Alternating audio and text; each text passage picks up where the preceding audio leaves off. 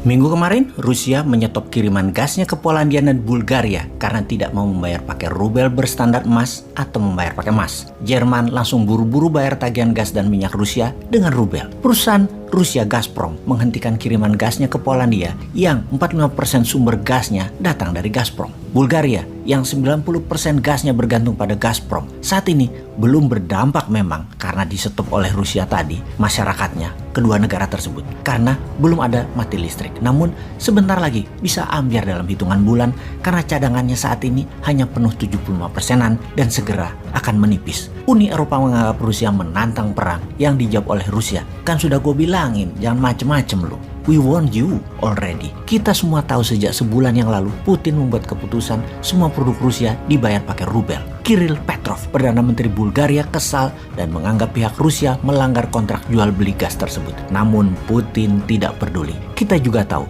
minyak bumi dan gas tidak mudah digantikan dengan seketika. Dibandingkan di rumah misalnya, ketika sambal botolan di rumah habis, kita bisa ganti dengan sambal ulek, sambal mata, sambal dadak yang dibuat dengan segera. Menggantikan sumbernya untuk gas dan minyak bumi, Anda harus menyiapkan jalur pipa baru, jalur distribusi baru, perlu tahunan membangunnya. Kita kembali ke Rusia yang memaksa menggunakan emas atau rubel berpatokan emas. Ini mengingatkan satu hal lagi tentang kekuatan tawar dolar yang ditantang rubel dan emas. Membuat otak liar kita yang merasakan ketidakadilan dolar mulai mendidih. Apa? Kita juga harus pakai emas. Bagaimana sebelum kita putuskan kita membahas sejarah uang dan sejarah emas sebagai alat bayar? Transaksi alat bayar di awalnya menggunakan sistem barter, di mana barang ditukar barang tercatat dalam sejarah pertamanya di daerah Mesopotamia hingga masa kejayaan Babilonia. Pertukaran barang dengan barang yang dicatat dalam sekeping tanah liat atau tablet tadi karena rumitnya menilai sebuah barang yang akan dipertukarkan, sehingga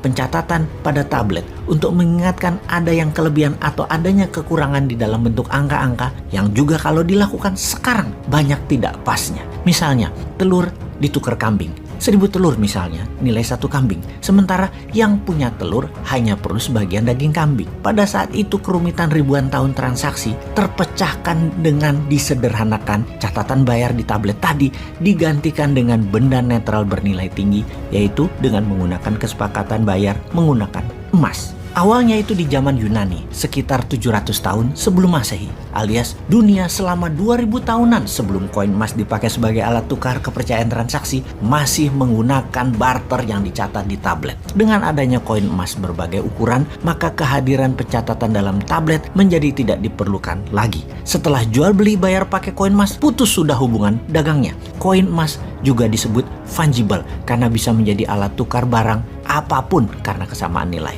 Fast forward ke abad 14 di mana kertas dipergunakan sebagai alat bayar yang lebih ringan dan lebih rinci nilainya. Sebentar kita break dulu di sini. Kita bahas uang kertas yang ringan dan rinci ini ternyata mempercepat jalannya pertukaran barang dan mempercepat pertumbuhan ekonomi di sebuah wilayah. Bandingkan selama 2000 tahunan transaksi menggunakan barter dan tablet, ekonomi dunia belum bisa merata hanya di daerah-daerah tertentu di muka bumi ini. Lalu ketika menggunakan emas, koin emas sebagai benda fungible alat tukar, perekonomian dunia mulai bergerak kencang. Silk Road salah satu mahakarya transaksi menggunakan emas ini. Kemudian sejak abad 14, dunia meningkat lagi perekonomiannya dengan kemajuan teknologi, permesinan, perkapalan, pencarian bahan baku di wilayah dunia baru, membuat dalam sekejap Eropa menjadi benua termakmur di dunia kala itu karena kemudahan bertransaksi. Di abad pertengahan Eropa yang menjadi makmur dengan cepat karena transaksinya menggunakan kertas juga masih sejalan dengan transaksi yang menggunakan koin emas karena setiap terbitnya kertas ditopang dengan barang fisik emas sebagai jaminan terbitnya uang kertas tersebut, dan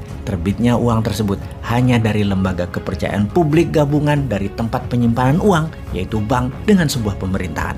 Untuk itu, akhirnya dipertemukanlah standar emas untuk menopang nilai uang kertas atau fiat money, di mana Inggris di tahun 1821 adalah negara pertama yang menggunakannya, dan sejak saat itu pound sterling menjadi mata uang dunia. Karena mayoritas transaksi perdagangan di seluruh dunia pada saat itu terbanyak adalah bermuara di kerajaan Inggris yang koloninya ada di seputaran bumi. Kemudian pada tahun 1971 Amerika dengan dolarnya yang mulai menguasai 65% perdagangan dunia meniadakan konvertibilitas emas terhadap dolar atau emas tidak lagi menjadi jaminan terbitnya fiat money dolar.